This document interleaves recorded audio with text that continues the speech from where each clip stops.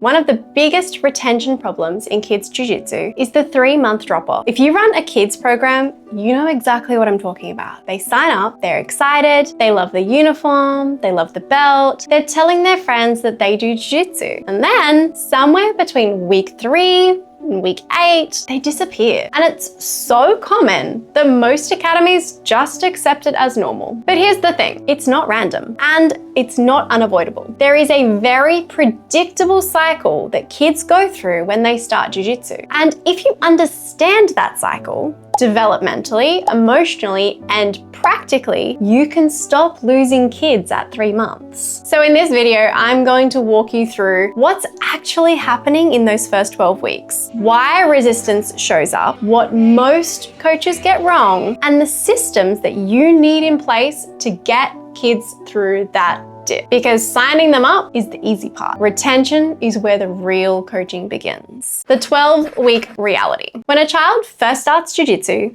they're in what I like to call the honeymoon phase. Everything is new, everything is exciting, they've got the gi, they've got the white belt, they feel like they've started something important. Week 1, they love it. Week 2, still excited, but somewhere around week 3 or 4, resistance starts to creep in. And this happens with almost every child. The younger ones often feel it sooner, and the older ones might push through a little bit longer, but it happens. And if you have trained jiu-jitsu yourself, you already understand why. Sometimes you feel like the hammer. Sometimes you feel like the nail. And when you're brand new, you are the nail constantly. Now imagine being 6 years old and feeling that. You don't yet trust the environment. You don't know the coach. You don't know the other kids. It's loud, it's busy, there's physical contact with strangers, there are expectations that you don't fully understand. Honestly, I'm surprised as many kids stay as they do. So around week 3 or 4, what happens? I don't really feel like going. I'm tired. I don't like it. I don't want people sitting on me. This is not a motivation problem. It's a developmental overwhelm problem. And if we don't understand that, we misread it. The silent drop off. Here is where most programs lose kids. Around week 4 to 6. If you're lucky, a parent messages you and says, we're getting a little bit of resistance. But most of the time, you hear nothing. Attendance slowly drops and then they disappear. And we tell ourselves they just weren't committed. No, they just hit the predictable dip. Here's the critical point. If you can get a child through to week 9 or 10, something shifts. They start to feel capable. They understand the environment. They've built small wins and now they've formed connections. They feel less confused, they feel more confident, and confidence changes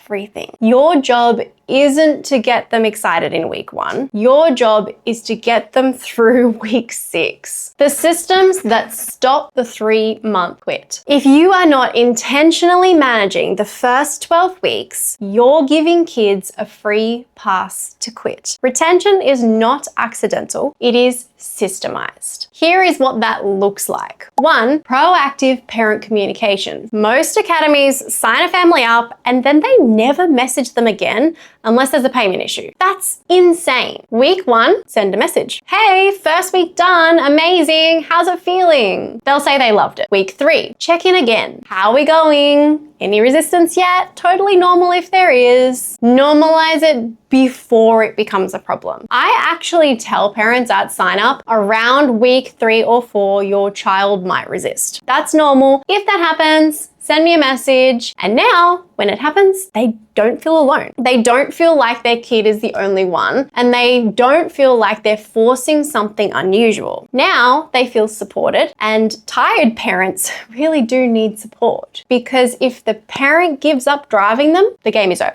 2, make resistance normal. If parents think resistance means failure, they quit. If they know resistance is part of the growth cycle, they persevere. Explain the 12-week cycle. Explain the emotional dip. Tell them it happens. And when you name the storm, it becomes a little bit less scary. 3, the BJJ buddy system. Throwing a new child into a room and saying, find a partner, is not professional. It's overwhelming. Give them a buddy. Rotate it so no one feels stuck. But give them someone whose job is, hey, check in on this person today. That alone changes anxiety levels dramatically. Connection keeps kids longer than your technique does. 4, clear systems inside class. If your systems are unclear, kids feel unsafe. If you say, go find a partner, and they don't know anyone, that's anxiety. If you don't clearly explain where they stand, when they talk, what happened next, how long games go for, how they win, that's confusion. And confusion feels like failure to a child. Clear systems create safety. Safety creates retention. 5, appropriate constraints and progressions. If you use a game-based or constraint-led approach,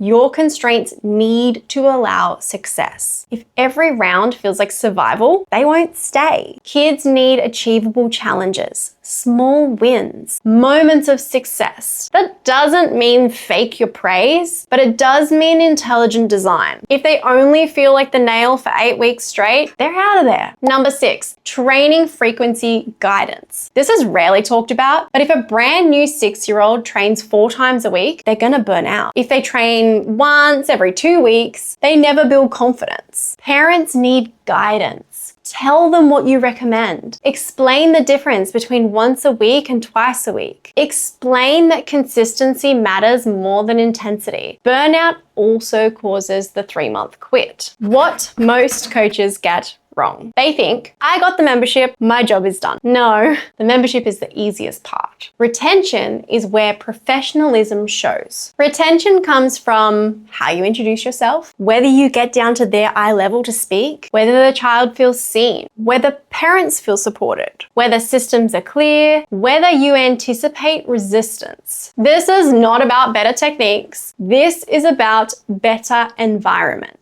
Because once you get a child past that 3-month mark, they usually stay. Confidence compounds. Belonging compounds. Identity forms. I do Jiu-Jitsu. And that is when retention becomes easy. But you have to earn those first 12 weeks. If you're watching this and thinking, I don't actually have a structured 12-week onboarding system, that's okay. Most academies don't. But this is exactly the stuff that we go deep into inside my school community. Not surface level tips, actual systems, parent communication scripts, retention frameworks, class structure, buddy systems, onboarding flows, clear expectations, and developmentally appropriate design. If you want to stop losing kids at 3 months and actually build a stable, sustainable kids program, the link is below. Come join us inside the community, because signing kids up is one thing. Keeping them, that's the real work. And it's absolutely fixable. And if you like this video, I'm gonna link another one here, Build Jiu-Jitsu Games in 5 Steps. Check it out, I think you're gonna love it.